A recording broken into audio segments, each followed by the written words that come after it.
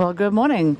It's a wonderful day today. It's Saturday, July 27th, and we're over here at the Lowell Folk Festival, and it's the largest folk festival in the country, largest free folk festival in the country.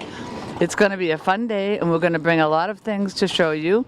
There's a lot of food over here. There's going to be a lot of crafts over here. They're just starting to set up now, and we're right by St. Anne's Church, excuse me, in Lucy Larkin Park.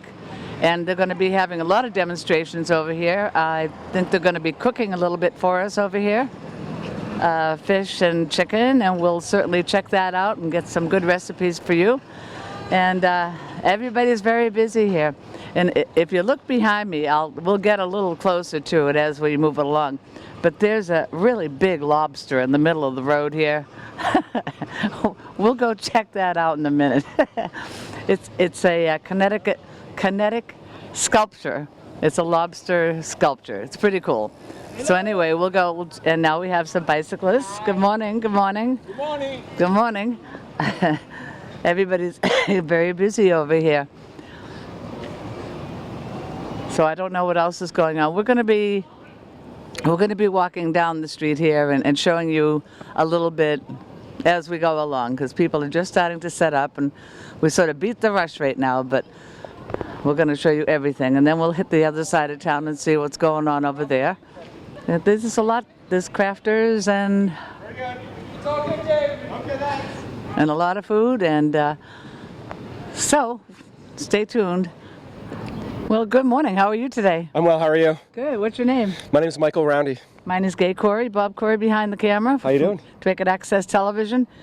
You brought the beast with you. I did. This is lobster roll. Yep. This is a kinetic sculpture. It's a human-powered all-terrain sculpture. Wow. It was actually made in Dracut, and we made this last year to bring out to California for a race out there, the 50th Grand Kinetic Championship, and we've raced it last year in the Lowell Kinetic Sculpture Race last fall, and we're going to be racing it again this September. So is it a speedy little lobster? It can move pretty quickly. I mean, like you think about as fast. We've got 3 different riders that are on here that are pedaling, and it can move pretty quickly for sure. Wow, that's interesting. It goes into water. It does? Yes. So over by the Heritage State Park, it goes down the boat ramp and goes down into the water, and then careens back up onto the beach. And it doesn't sink.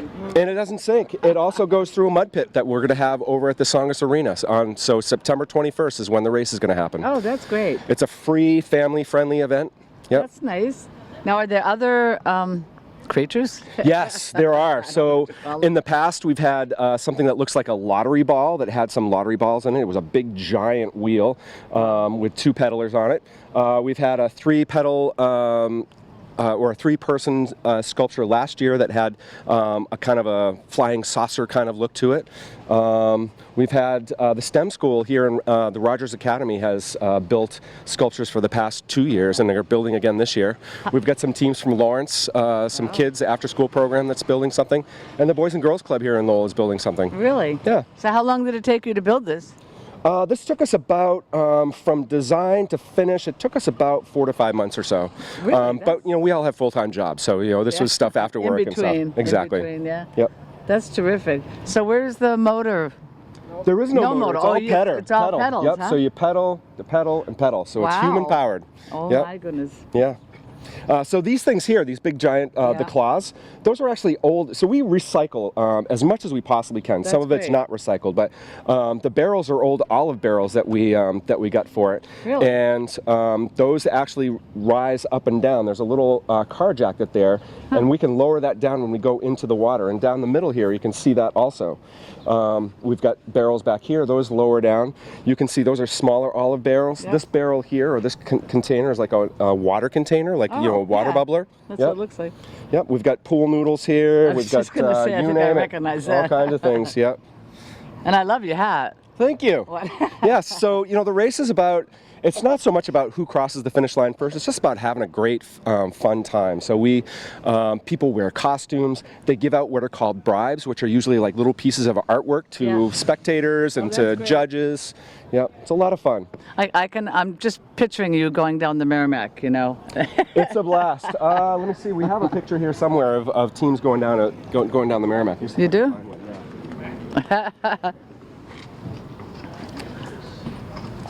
Well, here's one going down. This is actually going down the boat ramp. Oh. So nice big splash. And you can see. Oh my goodness. Yeah, so this was the Kraken, and it's from Baltimore. Really? Yeah, so it's a it's a fun little I sculpture. imagine it would make a So big you can splash. see all the people kind of lined up on the edge there, as right on the edge of the boat ramp. So it's a exactly. blast. Yep. That's terrific. Where are you from?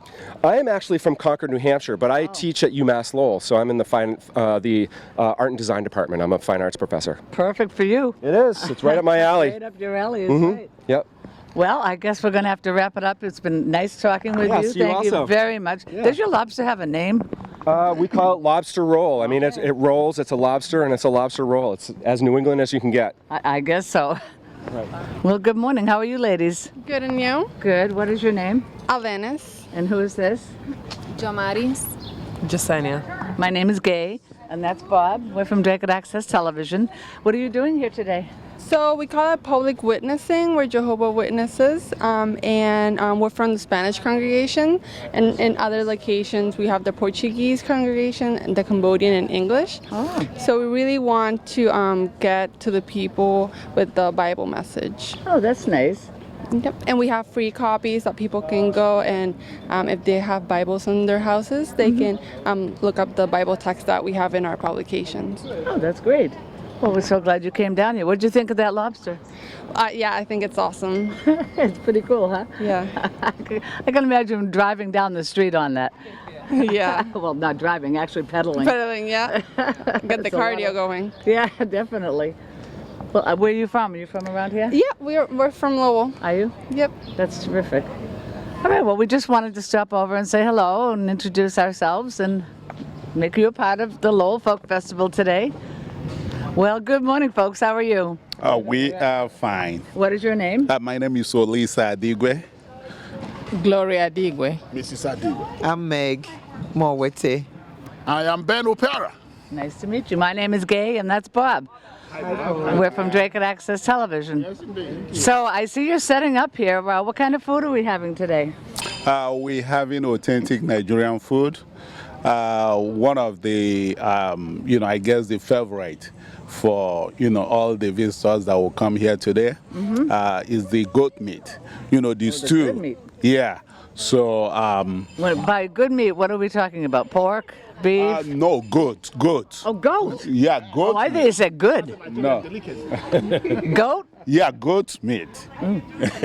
I've never ever tried that. You better come back here and try it. He'll try. he'll try anything, Yeah. Oh, it's really good. Is it? Yeah, Well, it's really good. tell me what it tastes like in comparison to something else, so I have an idea. Tastes a little close to lamb. But Lamb? yes, just a little bit to lamb. But they're a little You like- tastier. I don't like lamb. Yes, it depends on how I'm you not- prepare it, though. Well, yeah, I guess it depends. Like he was saying that, what is the best kind of lamb? He said American lamb is not as gamey as the Australian, right? Yeah. Yes. Because I know sometimes when he cooked the lamb, it just smells terrible. Do you know him? Yeah, that's my husband.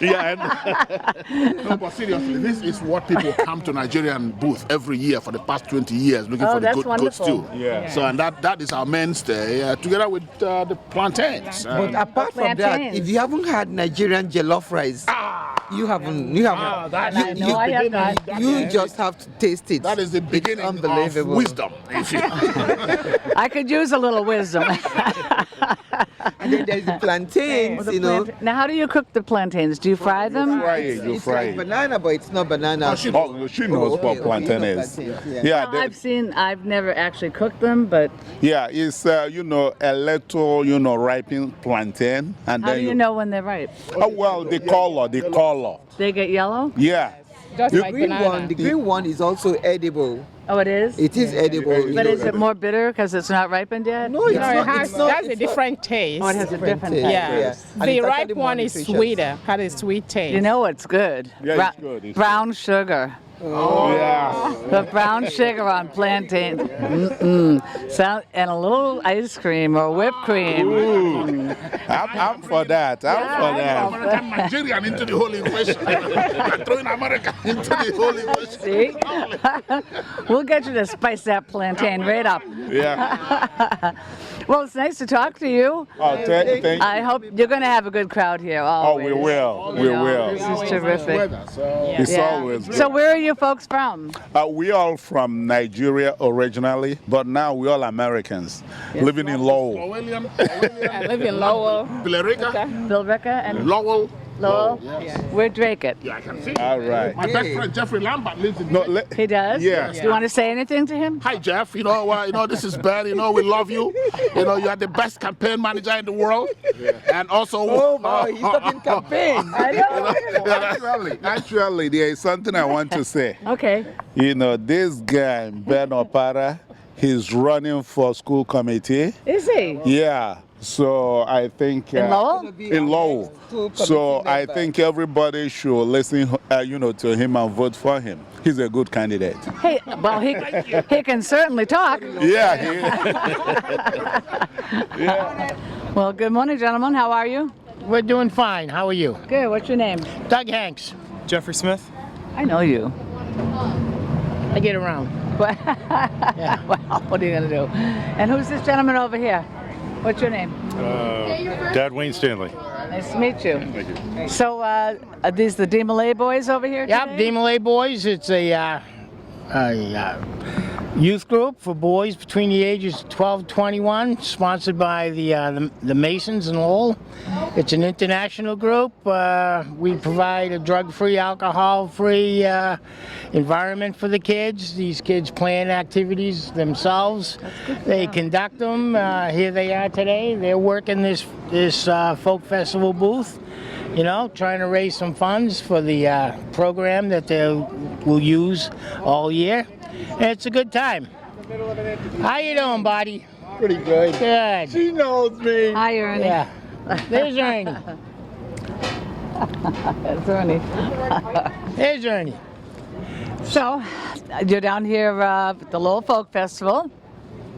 Yes, we are. We've been here since the first year of the Folk Festival. It was 32 years.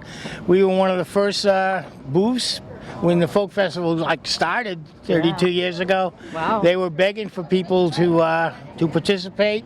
We said, yeah, we're there for you. And we've been here ever since.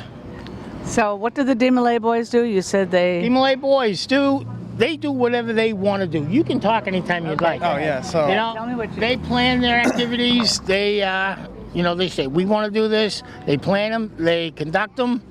They learn leadership, teamwork. The older boys act as mentors or that's teachers to the younger kids. Our grandson Jacob, he's in Pennsylvania. He's becoming a D. Malay. Very good, very good. Yeah. Congratulations. Yeah. Good job, Jacob. Say something. Oh, sorry. For some of we do a bunch of different things for events. This is one of our main profit bringers in. This allows us to go to an event and not have to worry about bringing in money. We have a bunch of kids from different walks of life, so it allows this event 2 days out of the year, us devoting our time and working allows all of us And we to thank you for that. allows us to have a fun time and promote and not have to worry about money. Yeah, So where do the funds go? Well, I mean, we do all kinds of activities. We do, we do fun things. We go bowling, we go camping. Oh. We also do, community service. We work at the food bank in Centerville. We do the cancer walk for Lowell General. We do some Masonic service. We work at the Masonic Temple, help the Masons. We do what we got to do. So, Bob, real quick, do you think we have time to get them all together for a quick photo? Sure, line them up. Come on. Everybody out. Come on out. Another one? Another one. Another one. Oh, the trials that you put these boys through, having their picture taken.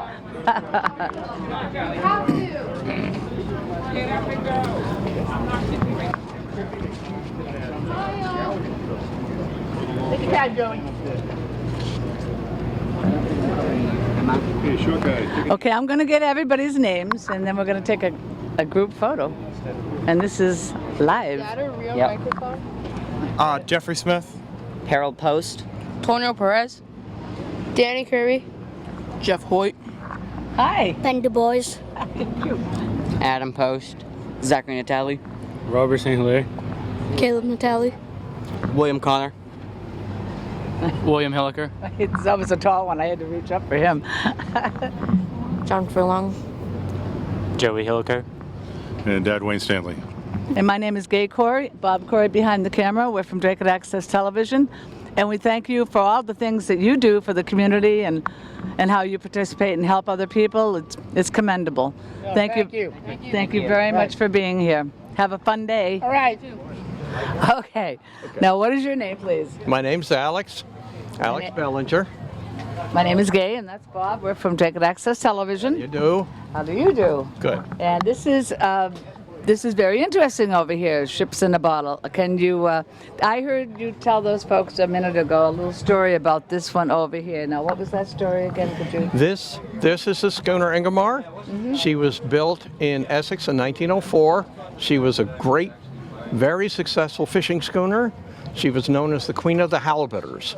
And she rang the bell in 1923 for $400 a man, which was probably a record. And of course, it was a lot of money at that time. Sure. She was wrecked on Plum Island in February 1936 during a blizzard, but she was a good ship to the end. Everybody got off her all right. Oh, thank goodness. Yeah. So now you were doing a little demonstration a few minutes ago on how you actually get the ships in the bottle. Well, I do teach classes, and I made this. This is a demonstrator, which is a larger version and a simplified version of Ingomar. And this is to show the people taking the class how the rigging is supposed to go and how it's supposed to work. With anything that you put in a bottle, you make everything outside first. Yeah. So that you can either collapse it or change its shape or disassemble it in a way that the pieces or the whole will go through the bottleneck. Now in this case, this is a straightforward collapsing model. Once the model is done, you loosen these things that go through the bowsprit. They're called forestays, and that lets the mast lie back. And then the model can be slipped into the bottle, and once it's in there on the putty C, you just gently pull the forestays back up. And there's your ship. And there's your ship. Wow. Now there's some that won't work like this. This is hung up on something. I had to, the topping lift is caught in the jaws. Sorry about this. That's okay. This actually happens in the bottle too. See what happens on live TV? Yeah, Always. There we go. There we go. go. We got it. We straightened it out.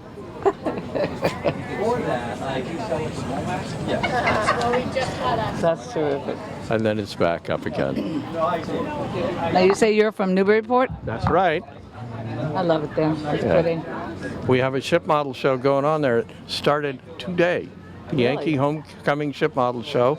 It's from 10 to 5 at the Unitarian Universalist Church on Pleasant Street, and it's air conditioned and free, and it's all week from 10 to 5. Yeah, I have some models there. It's there's a ship model club in Newburyport, it's the Merrimack Valley Ship Model Club, and they're going to be about 75 models there, and some of the guys who made them talking about it. If somebody wanted to take a class with you, how would they reach you? I'm going to be, this fall, I'm going to be teaching at the Essex Art Center in Lawrence. And you can always find me online at shipandbottler@gmail. Okay, that's terrific. Now that one's a little more difficult. It looks like it is anyway. It's more intricate. Yeah, all the pieces had to be made, and it had to be assembled in the bottle. Yeah. There were about 9 different pieces that went in there. Yeah, that's very tiny. It's yeah. very, very intricate. But look at this little one. Now that, Oh, you got a smaller. I also teach classes for this. This is a friendship sloop. I love these little guys. They're wonderful, and it makes a nice class. Wow. And unlike that one, the lines don't come out here. They have to come out of the top because they have to come out of the top of it. Oh. So basically, you loosen it down like that. Down she goes into the globe, and then you pull them back up, and there you are. That is so cool. Yeah, it's something to do. What is this, like therapy? I don't know. I should be well therapeuted by now if it is. Well, we commend you. You do wonderful work. Thank you. Thank you. Thank you And very, very I'm much. going to find out a lot of interesting things from Tom, who does wonderful ship models. He's from the Cape, and Rob, who is also from Newburyport and is one of the best ship model restorers anywhere in the country. Well, good morning. How are you today? Very good, and yourself? Good, thank you. My name is Gay Corey, and my husband Bob Corey from Dragon Access Television. What's your name? My name is Jonathan James Perry, and I come from the Aquina community of the Wampanoag Nation. Oh, now what are you doing here today? You have you were going to give us a little demo. Yes, we are over the 2 days of the festival going to be building what is called an fish weir, which is an underwater fence that would sit in usually the tidal flat areas or the mouths of rivers, places where high tide and low tide or heavy river flow or some land feature gave you sort of the ability to fence off an area and catch fish because of the current or because of the fish run. So all along the Connecticut River, the Merrimack River, pretty much all of the waterways in this region. Any certain kind of fish, or just? It could be freshwater or saltwater fish. Anything, the fish that will go and spawn, of course, upriver. So salmon, sturgeon, alewives, herring, and those types of fish certainly would be something that you might see in the riverways in this area coming from the coast. And then, of course, any lucky hits, eels, bass and various fish that have either are originally from this place or had been imported in over time. Okay. So I'm going to watch you now then. All right. I'm just going to be chopping these posts. Yeah. So we harvested these a few days ago. Well, I'll sharpen the ends, and then if you can imagine, instead of this grassy area, if you imagine a silty, flat area in the river or in the tidal marsh areas, an area where you can easily hammer the stakes down into the ground, and then you would just weave it. And this is the perfect time of year because it's warm, so being in the water and those activities keep you cool and it's comfortable. And you gear up, you maintain it, you keep it nice, and then it's ready for the fall salmon run, or it's ready for the next spring with the herring and all those other fish. So, do you need a certain type of wood, or? We would have used a lot of willow. We would have used a lot of water-tolerant species, slow-to-rot species like cedar or American chestnut or American elm, those types of materials certainly.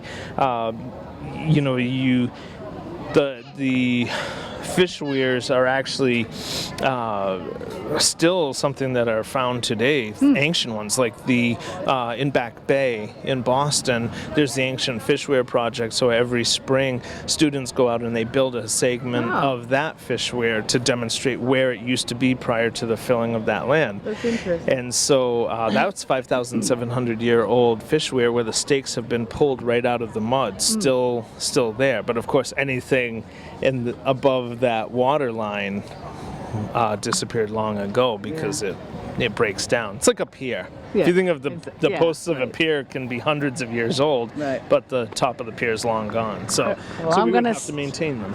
I'm going to step back and watch you here.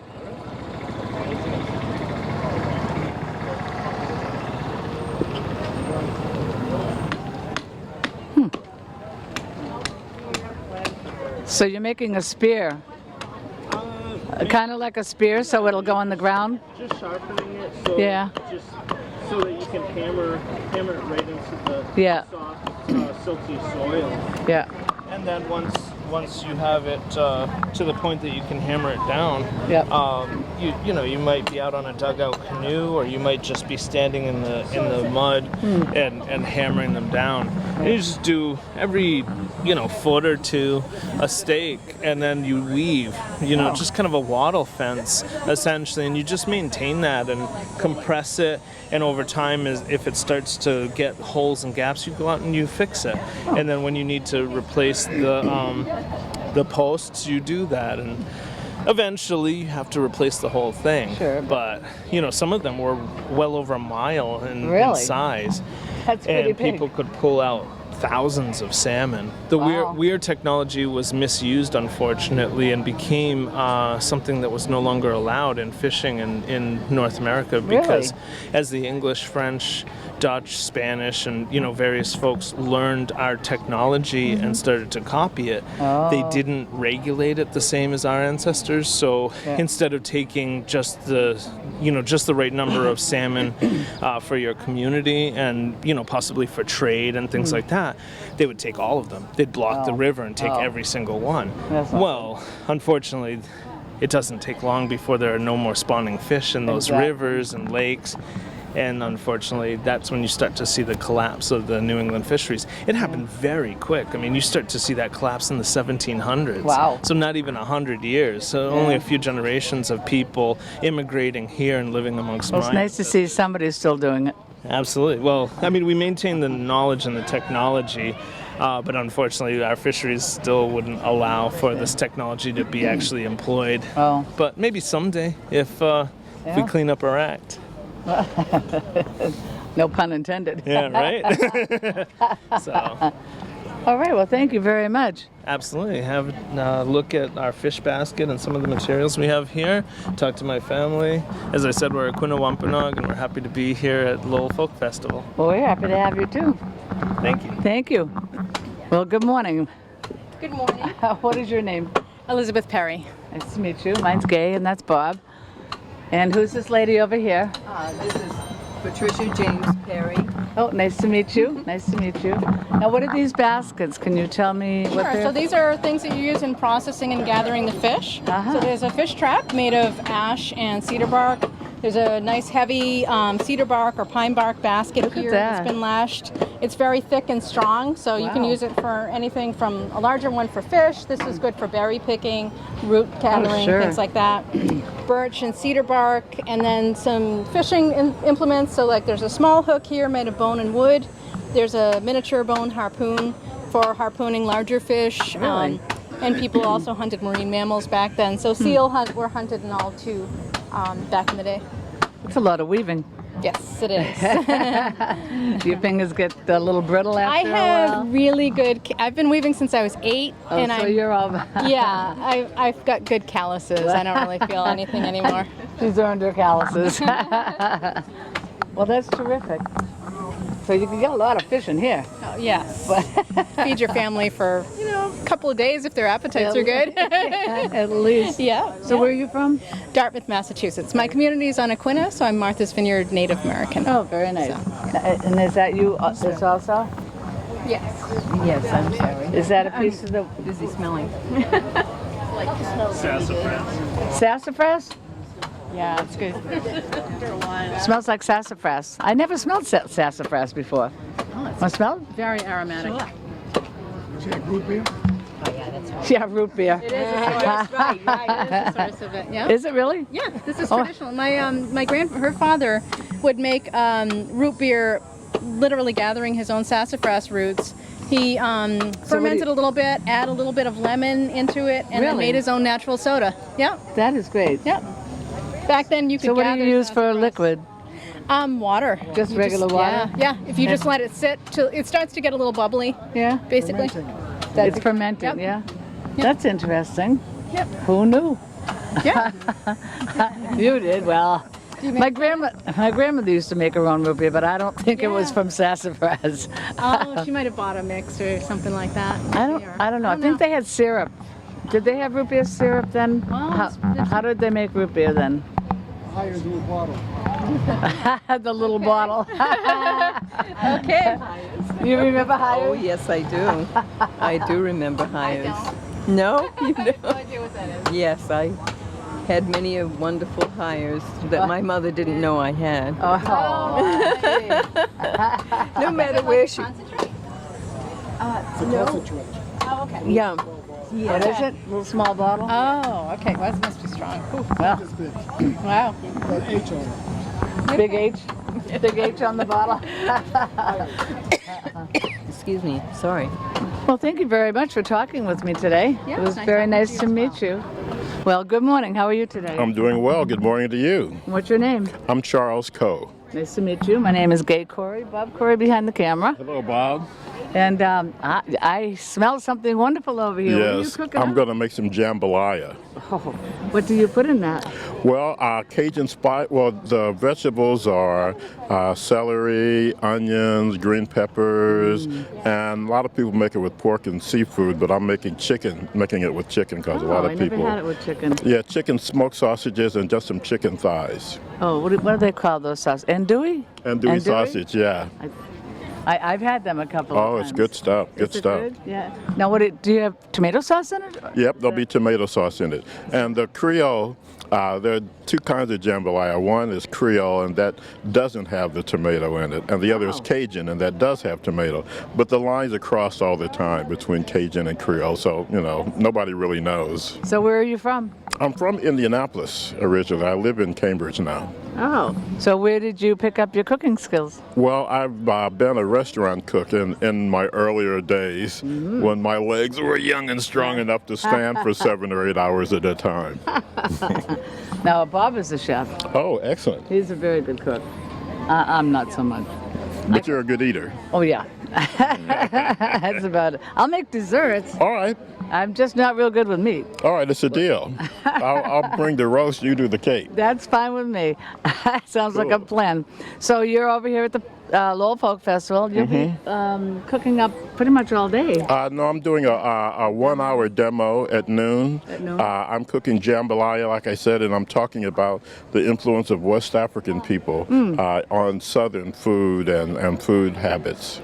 Oh, well, that's terrific. So what are some of the Well, rice, when it was first brought to the Carolinas, was cultivated by black people because they had the knowledge.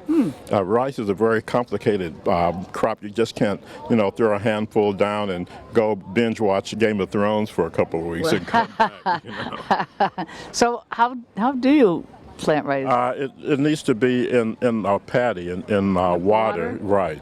And another kind of rice is planted on terraces like they have in South America and parts of Southeast Asia. Oh, that's interesting. I didn't know that. I mean, I've heard of rice paddies, but... Right, the rice paddies. Right. But I didn't know you could plant it another way. Right. There are many kinds of rice. We just have like maybe a few kinds that we are familiar with in the States, but in Asia and in Africa, people like 10 or 15, 20 kinds of rice they use. I was going to say, there's quite a few varieties of rice. Right, there are. In Japan, they're really. Oh boy. They're like all over. And you can't use this kind of rice for that. You can't use sushi rice for making a stir fry and blah blah blah. I know, and the Orientals make those. I don't know how they get them so perfectly formed. Well, they're using a special rice. A sushi rice is very gluey and sticky. Exactly. So that it forms those tight little shapes very well. Yeah, it doesn't fall apart like the other minute rice. Like minute rice, or regular long grain rice, which is what I'm using here. Oh, is it? Yeah, with Carolina rice. That's what we think of it. Yep. It cooks longer than regular rice, though. Well, Carolina rice takes maybe about 20 minutes to cook. Other rice like brown rice takes maybe 40, 45 minutes. Oh. Now, what is that dish they make it? The one that takes like risotto. Risotto, yeah, that's what they do in Italy. Oh. And risotto rice, arborio rice it's called, it's got sort of a starchy coating, so that when you're cooking it, it kind of makes its own creamy sauce. Yeah. You can make it without adding any dairy or anything else if you want to. But I know I see sometimes on the food shows that you have to stay with it. The whole, Right. You cannot go Right. watch TV and come No, back. no. You gotta watch that rice. Right. You'd have to stir it every second, but Yeah. every couple of minutes, you need to be in the kitchen, you're doing this or that, and you go and stir it, Stir it. maybe add a little more stock if it looks like it's getting dry. You just can't go too far though. You can't go too far. So what other specialties do you have? Well, today I'm just making the jambalaya, but I like to cook Italian. Do you? Yep. I like to cook some African, like West African stews, like they use a lot of peanuts and they're cooking like peanuts, sauces and stews and so forth. So I like to do that kind of thing. I love peanut sauce. Can you tell me how to make it real quick? Yeah, sure. Just peanut butter, probably, not chunky peanut butter. No. A little vegetable stock or chicken stock to thin it, a bunch of garlic, and maybe a little ginger if you're doing a sort of an Asian thing, a little chili sauce or red pepper flakes, touch of salt and pepper, maybe a little soy sauce, and you're good to go. Oh, that sounds so good. I love peanut sauce. Me too. I put it on everything. Me too. If I can find it. I just don't know how to make now I Now have you it. know how to make it. Now I have it on camera you've so got I it on can tape. play That's it right. back. Exactly. Well, good morning. How are you? Good, thanks. How are you today? Good. What is your name? My name is John Pitts. John Pitts. I'm Rick Crane. And what are you doing with that fish? Well, I'm painting this fish here shortly, and I'm here to observe. You're here to observe? I'm going to demonstrate the art of museum, the historical preservation of fauna. Fauna? Correct. What is that now? Fauna is anything other than organic leafy material. Oh, okay. Flora and fauna. Flora are trees and plants and grass, and fauna is anything that takes a breath somehow. Oh. That sounds good. So what are you doing with him? I'm going to be hand painting him. Oh, you're going to hand paint him. Was he ever mobile at one time? At one time. So we take a certain amount of fish and we sacrifice them and we make nice reproductions out of them so Wow. people don't have to keep them if they don't want to. And a lot of different states and even the federal government has some restrictions. So reproductions are where it's at today. What do you stuff him with? We carve foam bodies for them if we're going to do traditional skin work, and some of the stuff that I do for the museums over here, Wow. that's all carved out of urethane. Amazing. Thank you. So where are you from? New Hampshire. Yeah. Where did you learn how to do this?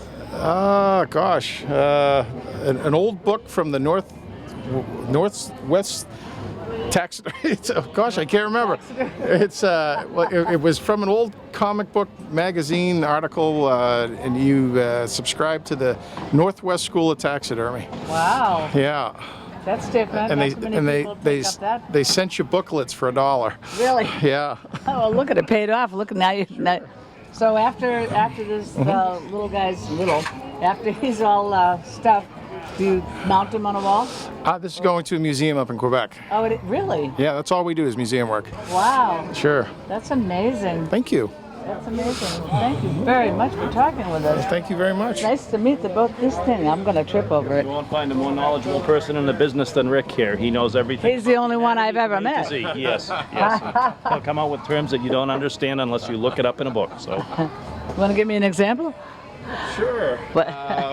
So the great whites, Latin's name is Carcharion carcarius, and easy for you to say.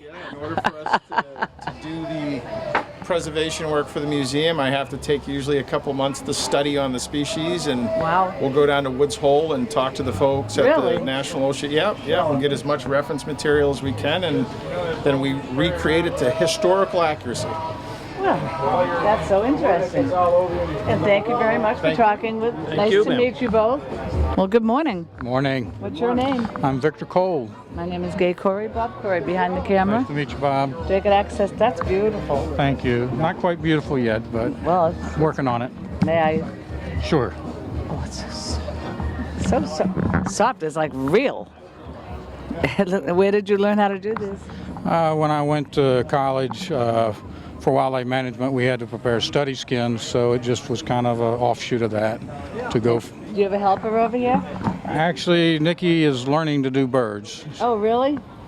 Now, how long does it take to actually make one of these? Well, varies according It to varies from the bird, if there's any damage, how someone wants it mounted, but usually about 4 to 6 hours. Really?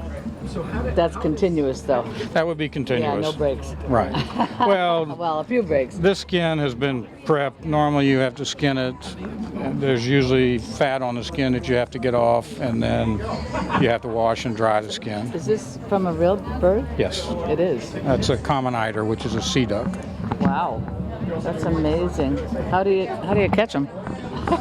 Well, this bird was shot by a hunter, so Oh, gee, I feel bad. But he's starting to look good. I mean, if that's any consolation, he's starting to perk up there. thanks.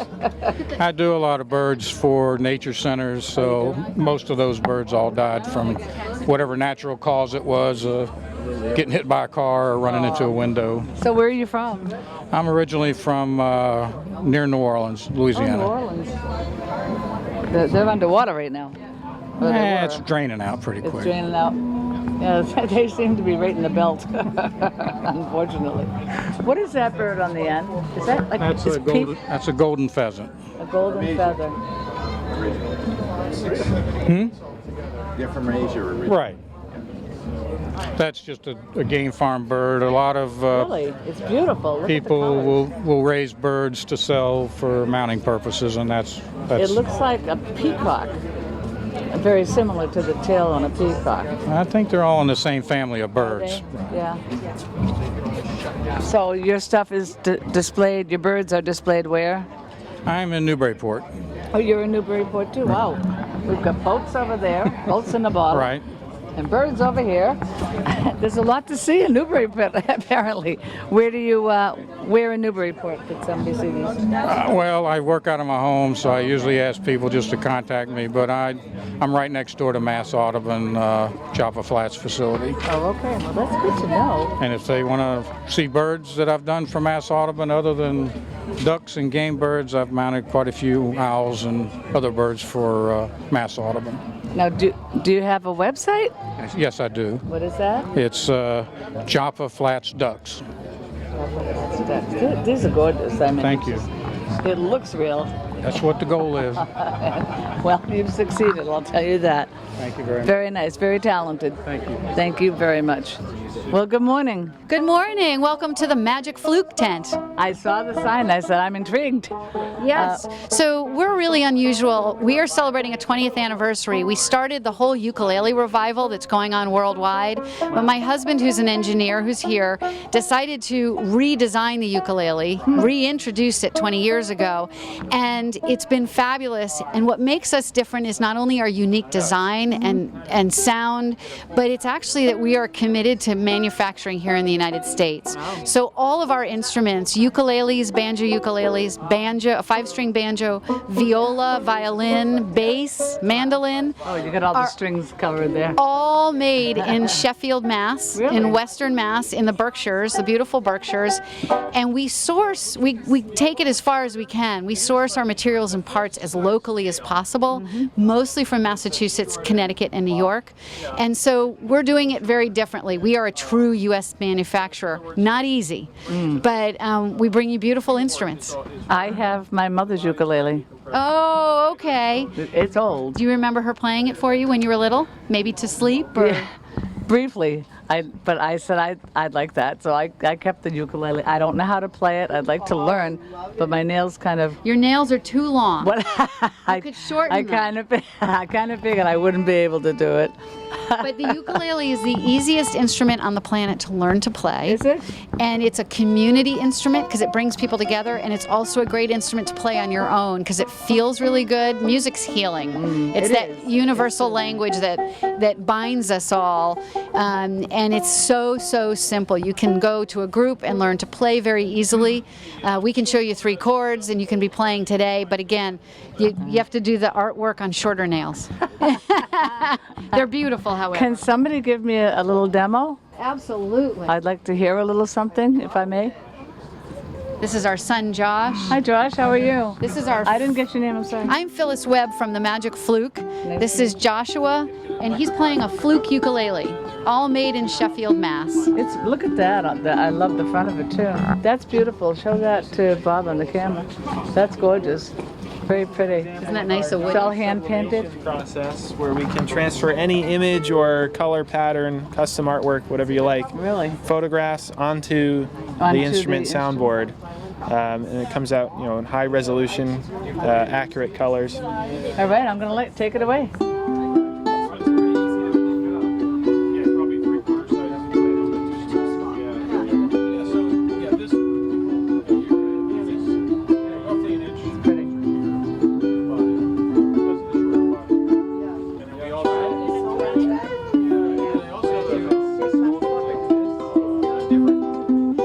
How long did it take you to learn this?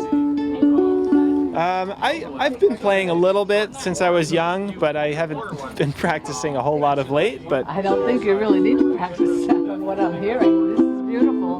Thank you. But yeah, it is pretty simple to learn. If you're coming from a guitar background, it's similar to that. So I think I'm out of the run. It might be an advantage on the banjo. Actually, maybe I could use these just to strum. Exactly. Exactly. Well, thank you very much for talking with us, and you're welcome. Have a nice day. Thanks so much. Thank you. We're at Lucy Larkin Park right now, and we're listening to the Himalayan Cultural Band.